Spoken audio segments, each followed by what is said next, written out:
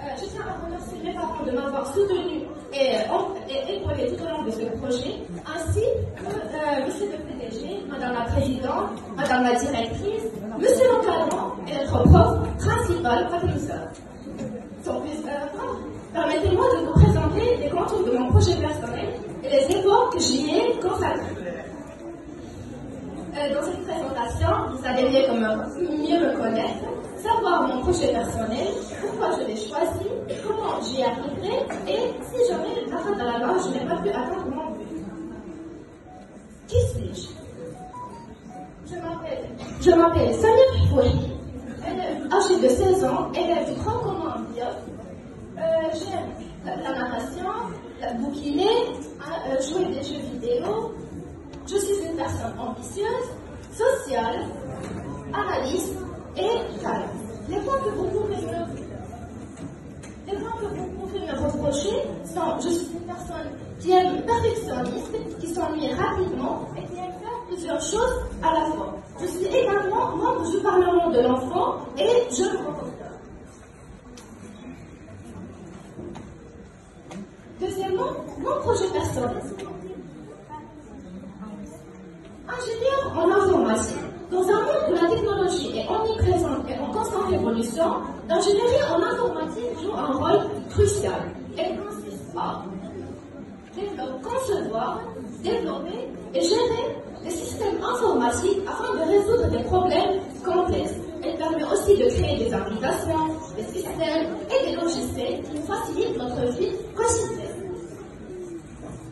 J'ai également assisté au AGITEX, le salon annuel de la technologie, qui a été tenu aujourd'hui, qui a été tenu cette année et les 8 années prochaines à Marrakech.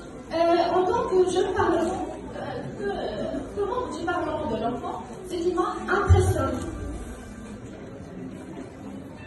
Les compétences requises. En tant qu'ingénieur en informatique, tu dois avoir des compétences en programmation, développement des logiciels, gestion de bases de données, ainsi qu'une capacité à résoudre des problèmes de manière créative. Domaine d'application. Les ingénieurs en informatique peuvent travailler dans une variété de domaines, ce qui crée de nombreuses opportunités de carrière. Développement de logiciels, réseau informatique, sécurité et intelligence artificielle. Troisièmement, les motivations qui vont pousser à choisir ce domaine précisément. Donc, j'aime explorer et apprendre constamment dans un domaine dynamique et en évolution rapide. J'aime voir mes idées prendre vie et j'aime travailler en équipe sur des projets ambitieux et voir comment nos idées prennent forme pour avoir un impact réel.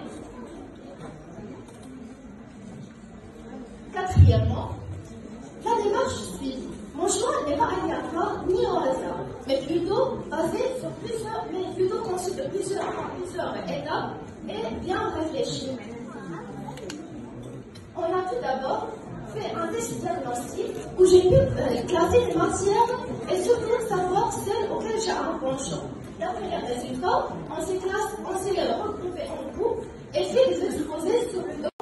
Fait un test diagnostic où j'ai pu classer les matières et surtout savoir celles auxquelles j'ai un penchant. D'après les résultats, on s'est regroupé en groupe et fait des exposés sur le domaine choisi. Ensuite, j'ai un appréciation des matières scientifiques. J'ai également participé à des activités créées et organisées par le club scientifique, chapeauté par M. Lamy et Madame Laferrand.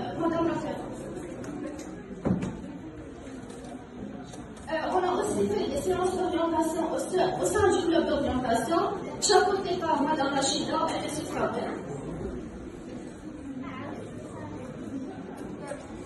Ainsi, on a assisté à des rencontres avec des personnes du terrain qui ont répondu à toutes nos questions. Un test de personnalité appelé test Hollande ou IAC, dont le résultat montre que je suis une personne plutôt réaliste. Un métier qui pourrait convenir à une personnalité réaliste est par exemple architectes, statisticiens, techniciens de laboratoire, psychologues, consultants en ressources humaines, analystes financiers et le métier que j'ai choisi, ingénieur. Ce métier exige souvent une approche pragmatique et logique pour résoudre des problèmes concrets. Simplement, comment y arriver? Je dois tout d'abord me concentrer sur des matières scientifiques et mathématiques en ayant de bonnes notes. Ensuite, apprendre les bases de l'informatique et de la programmation, puis développer les compétences en résolution de problèmes, en résolvant des problèmes complexes et en jouant à des jeux casse-tête. Me familiariser avec les outils informatiques en les utilisant quotidiennement, rechercher des opportunités d'apprentissage supplémentaires de ce que l'école nous donne, et puis participer à des projets pratiques. D'ailleurs, je suis membre du club robotique créé par notre école CHEU. Mon cursus. Tout d'abord, je dois avoir un bac scientifique avec une bonne mention. Ensuite, intégrer l'une des grandes écoles des ingénieurs et poursuivre 5 ans d'études. À titre d'exemple, l'École nationale des sciences appliquées, l'École mohammedienne des ingénieurs et l'UNCSP.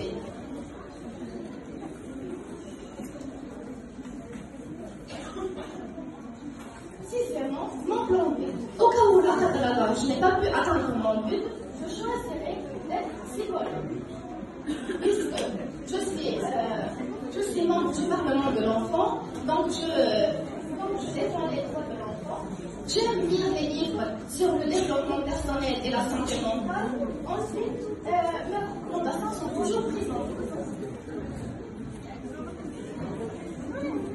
Donc, j'aimerais remercier sincèrement M. Abdel Barak de nous avoir accordé cette précieuse opportunité qui nous a permis de nous éclaircir les idées et bien tracer notre trajet professionnel, ainsi que Madame la Présidente, Madame Rachida la Directrice, M. Sabel l'encadrant, notre prof principal de nous. Et finalement, j'aimerais dédier un poème à mes parents qui m'ont soutenu toute ma vie. Donc, avec une plume d'or, je trace un mot. Pour vous, parents chéris, guides de mes idées, vos mains m'ont porté à travers mes tempêtes, éclairant mon chemin de vos sages enquêtes. Merci pour ce soutien, trésor de mon crédit.